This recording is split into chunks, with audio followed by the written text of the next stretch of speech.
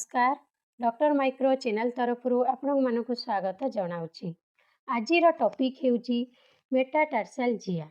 आज वीडियो रे आलोचना करी मेटाटार्सल जिया कौन, तार कारण, लक्षण, किपरि एहाको डायग्नोसिस करा जाए एवं ता सहित होम रेमेडीज विषय आज आलोचना करी।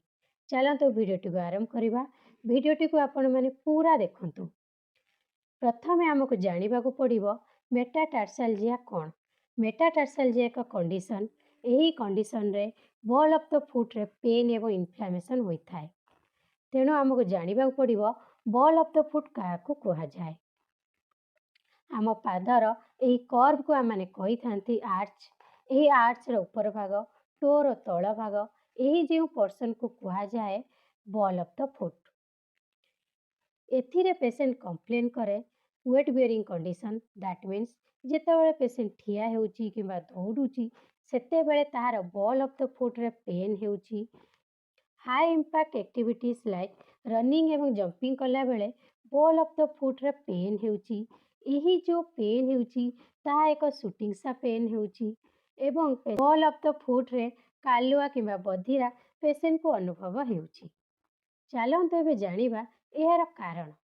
यार प्रथम कारण होची एक्सेस बॉडी वेट। जेतेबेले आपनकर बॉडी रो वेट अधिका हो जाए ताहार प्रेशर आपनकर मेटाटार्सल ऊपर पड़ी थाए। आमर 5टी मेटाटार्सल बोन अछि। फर्स्ट, सेकेंड, थर्ड, फोर्थ एवं फिफ्थ। आमर सेकेंड एवं थर्ड रे सबुठ बेसी लोड पड़ी थाए। जेतेबेले आमर बॉडी रो वेट अधिका हो जाए ताहार प्रेशर आमर सेकेंड एवं थर्ड मेटाटार्सल ले पड़े। मेटाटार्सल ले लोड पड़िबा फल मेटाटार्सल ले पेन एवं स्वेलिंग होता है, जहाँ की एक्सेस बॉडी वेट मेटाटार्सल जिया हेबार एक कारण होता है। तापर कारण होची आमर फुटवेयर।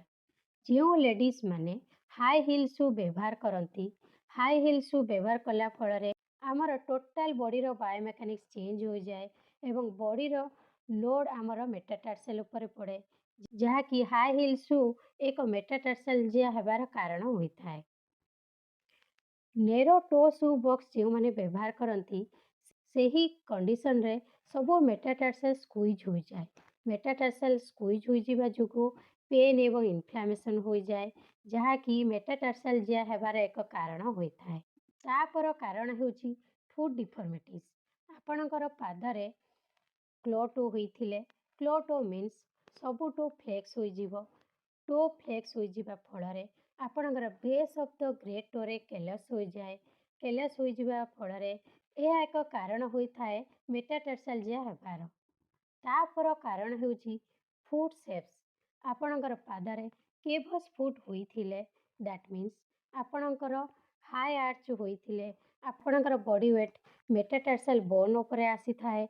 मेटाटार्सल बोन ऊपर बॉडी वेट आसीबा फल आपणकर मेटाटार्सल ले पेन एवं स्वेलिंग हो जाए, जहाँ की यह एक मेटाटार्सल जिया हेबार कारण होता है। मटन्स न्यूरोमा मध्य मेटाटार्सल जिया हेबार एक कारण होता है। मटन्स न्यूरोमा विषय जानिबा को हेले आपण एही आई बटन रे क्लिक करी जानि परिबे मटन्स न्यूरोमा कौन, तार कारण, लक्षण एवं ट्रीटमेंट वीडियो रे मो डिटेल्स रे कहिछि। ट्रोमा एवं रिमाटॉइड आर्थराइटिस मध्य मेटाटार्सल जिया हेबार एक कारण होता है। आपणकर बॉडी रो यूरिक एसिड अधिका होई गले मेटाटार्सल जिया होता है। अकिलिस टेंडन एवं काफ मसल टाइट जोगु मध्य मेटाटार्सल जिया होता है। चलतु एबे जानिबा यार डायग्नोसिस। एक्सरे रे आपण रूल आउट करी जानि परिबे आपणकर 4 फुट रो पेन हबार कारण कौन। स्कैन करी जानि परिबे आपणकर इन्फ्लेमेशन पर्टिकुलर को एरिया रे हेउची। आपण अल्ट्रासाउंड करी जानि परिबे कि आपणकर मेटाटार्सल जिया हेबार कारण मटन्स न्यूरोमा किंबा बर्साइटिस जोगु हेउची कि। एमआरआई करी आपण जानि परिबे कि आपण मेटाटार्सल रे एवं 4 फुट रे पेन रो कारण कौन। चलतु एबे जानिबा होम रेमेडीज। मेटाटार्सल जिया रे आपणकर पेन एवं स्वेलिंग रहे। पेन को कम करने को हेले आपण रेस्ट करिवे। जो हायर इंपैक्ट एक्टिविटीज जेमिति कि आपण जंपिंग किंबा रनिंग करूछंती, ये एक्टिविटीज करिबा जोगु आहुरी इंजुरी अधिका हो जाए। ସେଥିପାଇଁ ଏ ଆକ୍ଟିଭିଟିଜକୁ ଆପଣ ଷ୍ଟପ୍ କରିଦିଅନ୍ତୁ। ମେଟାଟାର୍ସାଲ ଜିଆରେ ସ୍ୱେଲିଂ ରହେ। ସ୍ୱେଲିଂକୁ କମ୍ କରିବାକୁ ହେଲେ ଆପଣ ଆଇସ୍ ଆପ୍ଲାଏ କରିବେ। ଆଇସ୍ ଆପଣ 20 ମିନିଟ୍ ଧରି ଦିନରେ 3 ରୁ 4 ଥର କରିବେ। ପେନ୍ ଏବଂ ସ୍ୱେଲିଂକୁ ରିଡ୍ୟୁସ୍ କରିବା ପାଇଁ ଆପଣ ଏଣ୍ଟି ଇନଫ୍ଲାମେଟୋରୀ ଡ୍ରଗ୍ ନେବେ। ତାପର ଟିପ୍ସ ହେଉଛି ଆପଣ କମ୍ପ୍ରେସିଭ୍ ବ୍ୟାଣ୍ଡେଜ୍ ବ୍ୟବହାର କରିବେ। କମ୍ପ୍ରେସିଭ୍ ବ୍ୟାଣ୍ଡେଜ୍ ଆପଣ ବ୍ୟବହାର କଲେ ଆପଣଙ୍କର ପେନ୍ ଏବଂ ସ୍ୱେଲିଂ କମ୍ ହେବ। କମ୍ପ୍ରେସିଭ୍ ବ୍ୟାଣ୍ଡେଜ୍ ଆପଣ ଟୋକୁ କଭର୍ କରି ଆପଣ ଲେଗ୍ ଆଡ଼କୁ ଯିବେ।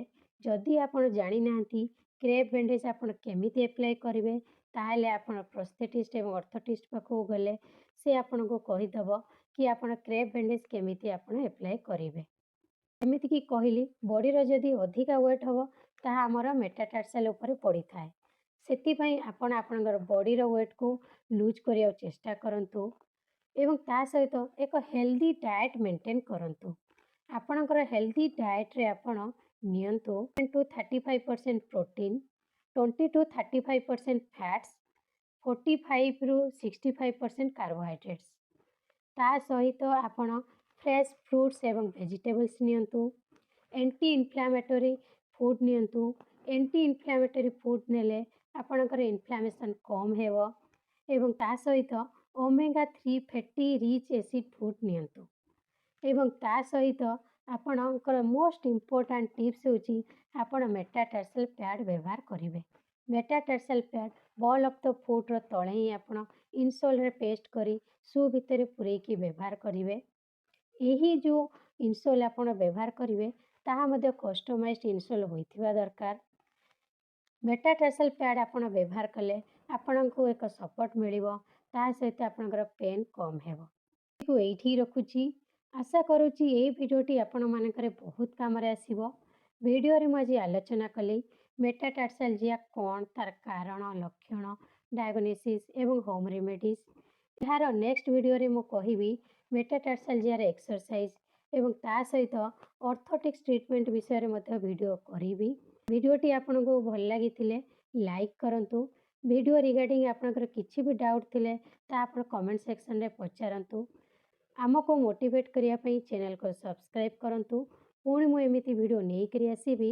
ଆଜି ପାଇଁ ନମସ୍କାର।